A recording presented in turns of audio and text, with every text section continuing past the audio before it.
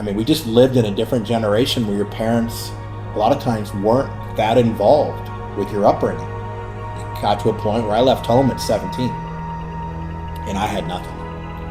So, I mean, everything that I always had achieved in life was a struggle. Okay, a lot of kids have a head start. I didn't have a head start. Well, I grew up in Southern California, in the Thousand Oaks area, and as kids, our generation, we'd get home from school, and you're outside, and you're outside till it's dark, and that's every day. Weekends, same thing. You wake up, you're outside. We were playing baseball, football, you name the sport, we'd play it all day long. We go fishing, we do all kinds of things outdoors. So it's hard to even look like this generation who's so connected to video games and so on. It's just different from when we were kids. But I grew up in Southern California, and it was a very, normal upbringing. The economic environment in California when I was in my teens turned south, and it affected my parents quite a bit. And as a kid, you don't really know, you just expect mom and dad are always going to be able to provide. Well, there came a time where they really didn't. And for me as a kid, it's a really hard thing to grow up with, is that you are expecting to have the things that other kids have. The only things that I got, I played a lot of baseball. This day and age, when my kids need something, I get them a glove or a bat or whatever they need. But I'd get a glove at Christmas time, and that was it.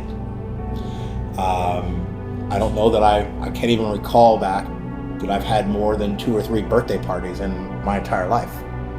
I mean, we just lived in a different generation where your parents a lot of times weren't that involved with your upbringing. It got to a point where I left home at 17 and I had nothing. So, I mean, everything that I always had achieved in life was a struggle. Okay, a lot of kids have a head start. I didn't have a head start. So I had to rely on my own, ability to learn and, react so that I could move to the next level and the next level and so on. And a strange enough story. My parents actually told me they were going to help me with college. And I got to Arizona State. I was trying to play baseball, trying to help start our first company, trying to go to school. And a couple weeks into school, the registrar's office called me and said, your tuition hasn't been paid. So I actually received the checks in the mail excuse. My mother actually told me at the time. We mailed them a check, and frankly, said check never arrived. So very quickly I had to pivot, and so not in addition to trying to play baseball and trying to start a company and trying to attend school, I didn't have any money. So the only thing I knew how to do really that could earn me some cash was I worked in a ski shop in Tempe, Arizona. So at night, when most people were doing their studies and so on, I'd go to work at 8 o'clock at night, and I would tune skis and get them ready for people renting to go up to Flagstaff or what have you. I would do that from 8 o'clock at night till roughly 2 o'clock in the morning every day. And that's how I was able to feed myself through college. I mean, I got student loans. I was able to survive and handle the tuition. But the inability to eat, I try to tell people all the time that, like my kids, and they waste food. I was born and raised in an area where if it was on your plate, you ate it. But I lived literally, though, on top ramen and peas for a year straight. It definitely gave me an appreciation to every step of the process, but also caused me to look at other people differently. And I think if you're raised in an environment where everything is, I'm not gonna say easy, but easier, I don't think you have an appreciation for the struggle that others go through. I mean, we're very quick to judge people, but we also are not so quick to really dig in and realize, hey, I don't know what that person's going through, or what caused them to have the interaction with me that they had, but maybe I should just take a step back and realize that they may have had a really difficult day, and this is their only release to let some of it go. For me as a person, I really struggle with self-promotion.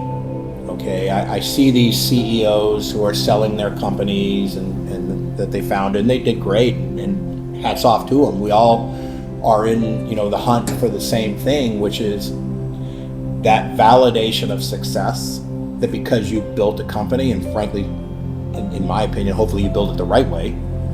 But the last thing that just drives me crazy is when I see these guys out there posting pictures of their houses that they're able to buy because of the success, or the cars that they can buy that frankly nobody else can. It's just like, hey, look at me, look at all the things I've accomplished. Whereas I would much rather say, instead of that, how can I use this platform to try to help other people? How can I, make a difference to somebody's life? Hiring people and employing them is not necessarily a path to change their life, because frankly, if they get a job here, they get a job elsewhere. But how can you make a difference? And a lot of people I've worked with for a very long time. And we all stay together because they know they're going to be treated fairly. They're going to be treated with respect. And they're going to have a pathway for growth. So,